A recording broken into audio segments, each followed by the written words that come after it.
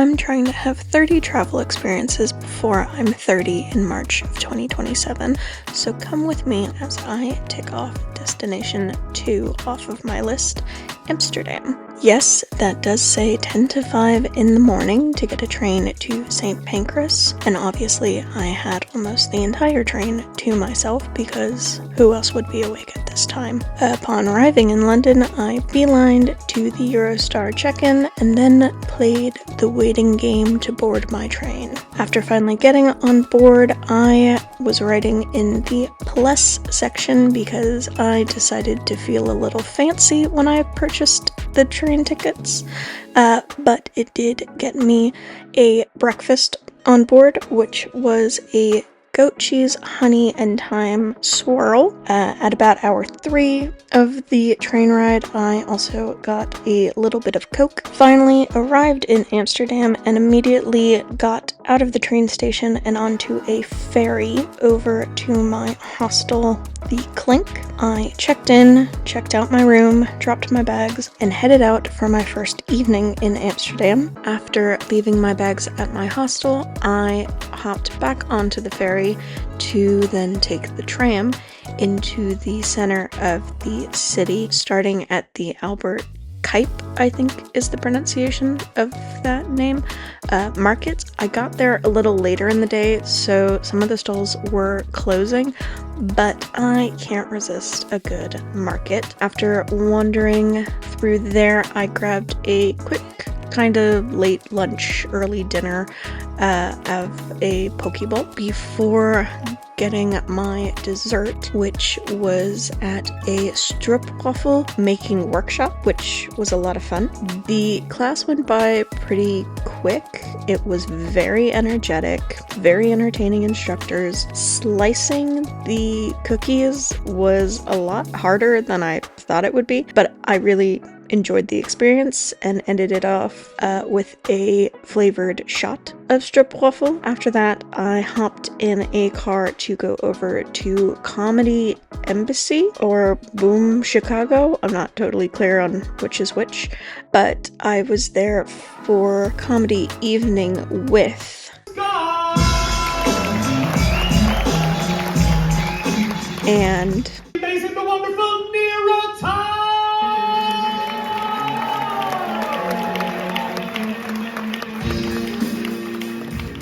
and The amazing, the incredible Roger Butler!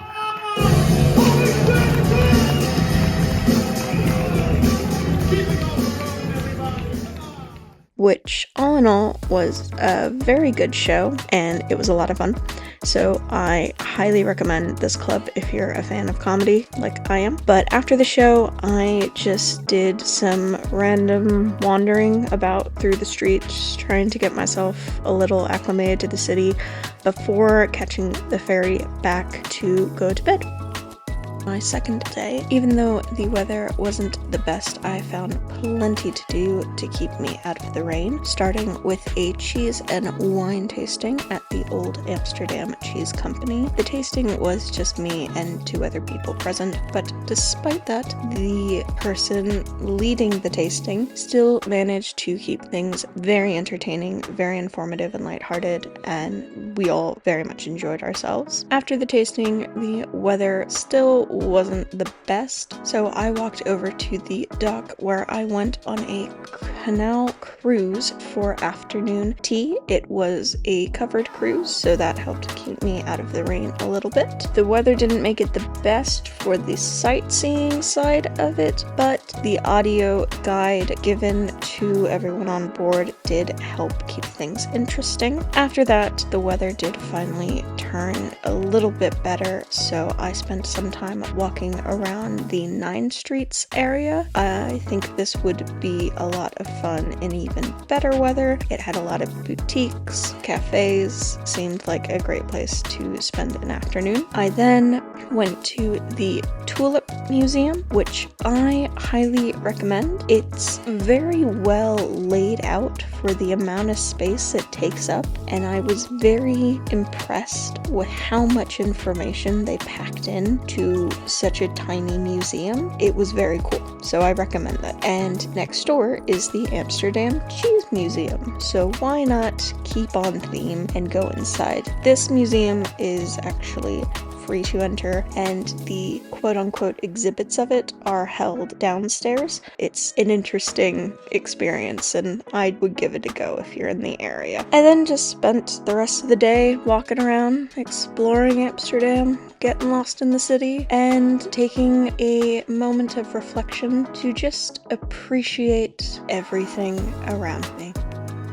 Starting the day off, I went and did that viral cookie cruise tour I've seen everyone and their dog do. It is in partnership with a bakery that I will not attempt to pronounce the name of, but will show you here. During the tour, halfway through, the cookies get delivered off of a bridge. As you can see, you don't get to pick the flavor ahead of time. It's mixed flavors, it's a get what you get, but it's a fun little element to it. The actual tour itself was really interesting. There were 2 guides on board. They had a lot of really fun facts, shared a lot of insight about the city and the history, and just made everything very lighthearted and fun. A downside, I will say, is that the drinks on board are not included in the price of your ticket, so do keep that in mind. After that, I did some more walking, exploring. I just like getting lost in a city with no plan. After some walking though, I did decide to sit and people watch outside of the Coffee and Cakes Amsterdam cafe with an iced chai, just to people watch and pass the time and rest a little bit, because I knew that I was about to do a lot of walking on a food tour. I will attempt to pronounce some things from this tour.